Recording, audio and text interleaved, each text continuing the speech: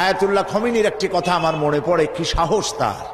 ইমান আকীদা যাই থাকুক, আকীদার প্রশ্নে আমরা আপোষ করব না, কিন্তু এই কথাটা তো বলতেই পারি। যখন আমেরিকা তাকে বলেছিল যে আমার দূতাবাস থেকে যে 56 জনকে গ্রেফতার করা হয়েছে আমেরিকান, এদেরকে ছেড়ে দাও, তা না হলে তোমার খাদ্য রসদ আমেরিকা থেকে যত সাহায্য যায় সব বন্ধ করে দেওয়া হবে। আয়াতুল্লাহ খমেনি জবাব দিয়েছিলেন আমেরিকান প্রেসিডেন্টকে, তুমি কারে খাবারের ভয় দেখাও?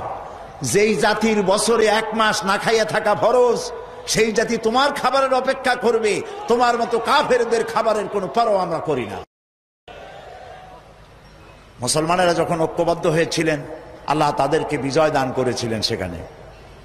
ঠিক এমনি করে পাকিস্তানে যখন সর্বশ্রেণীর ওলামায়ে কেরাম মুত্তাহিদায়ে আমল, মজলিস মুত্তাহিদায়ে আমল এ নাম করে যখন একটি সংগঠন কায়েম করলো, সমস্ত ফিরকার মাকতুবায়ে খেয়ালের সমস্ত আলেমরা যখন ঐক্যবদ্ধ হলো, পৃথিবীকে অবাক করে দিয়ে ইসলামী শক্তি সেখানে বিজয় লাভ করলো।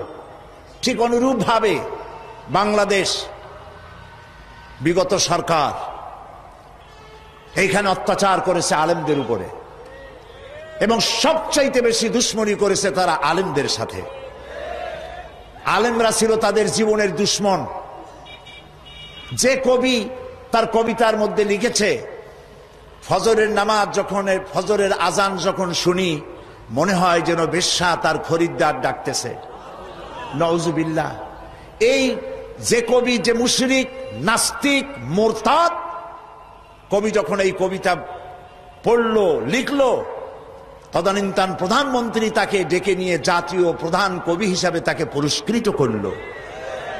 আর যে লোকটি হাদিস পড়ালো, 50 বছর ধরে হাদিসের ছাত্র বানালো দেশ জুড়ে, সেই শাইখুল হাদিসকে গ্রেফতার করে চোর আর ডাকাতদের মধ্যে রেখে দিল।